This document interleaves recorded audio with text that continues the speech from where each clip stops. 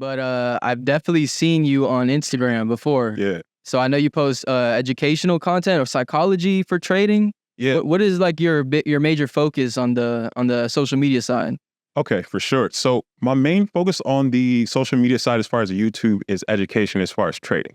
As far as Instagram, it's more so psychology. Psychology. Okay. Because I feel like psychology is not pushed as hard as it needs to be, because that's really the factor that's going to change everything. Like we already know almost every strategy is profitable.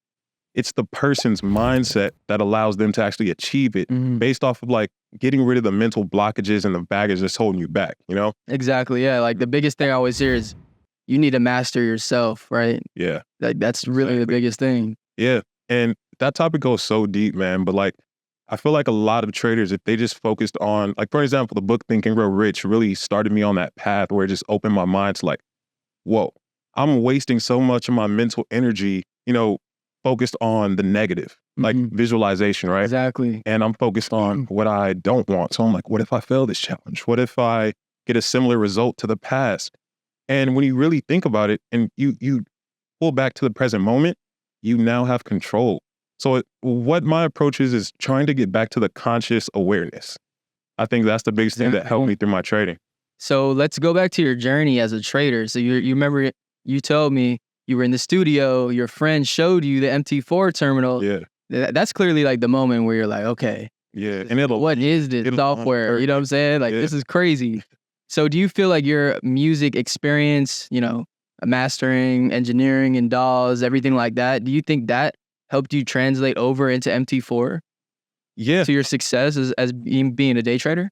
For sure. I think like through the music, I already had the discipline. I was like, I'm going to stay up all night to make beats or do what I got to do anyway. So that background as well as having like the mindset for like electrical engineering and all that kind of stuff. Yeah. I feel like a lot of traders that I've talked to, if they had a background in engineering, usually they succeed pretty well in trading because it's very systematic. Like, I'm not sure if you ever heard of if-then statements, but you know what I mean? So it's like the logic brain. So I think that definitely helped a lot. And with MetaTrader 4, I mean, numbers always made sense to me. Yeah. Like addition, I'm like, okay, if I can flip this to that, there it is. So yeah, for sure. Tell us about the grind and the struggle.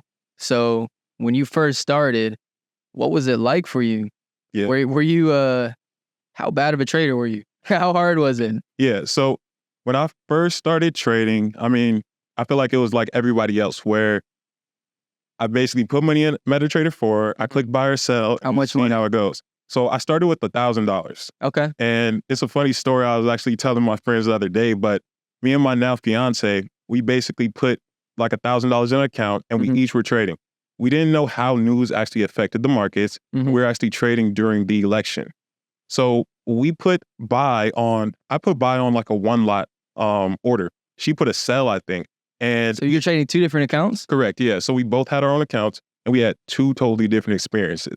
So for me, I actually went in profit like $180 real quick. So 18 pips. And I'm like, oh, close. For her, it immediately went against her, right? So she lost a good chunk of her money.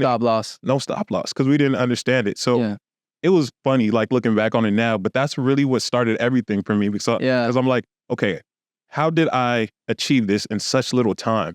You know what I mean? I made $180 and it wasn't coordinated to my time or energy or effort, and that just, that blew my mind. It's the glitch. Yeah. Right? Everyone talks about it. It's the money glitch, right? Yeah. How many years ago was that? Like when you took your first trade? That was, I believe, 8 years ago. 8 years ago. Yeah. So when in your journey did you feel like you became, actually profitable? Yeah. So I would say it was around like the 3 year, maybe like 3.5 year mark, somewhere in there.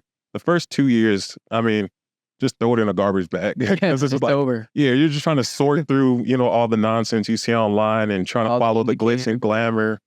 Strategies. Yeah, so you just get lost in all that at first. And then I feel like around the 3 year mark is when you have it sorted. You're no longer chasing the fast money because you're like, all right, I've been in this 2 years and I've lost more than I've ever made. It's not coming fast. Let's settle down. We know that there's an opportunity here, but how can we get the actual advantage over the market and think different than other people, Yeah. I mean, it sounds so much easier than it is, right? Like the way you just said it, it just sounds so easy.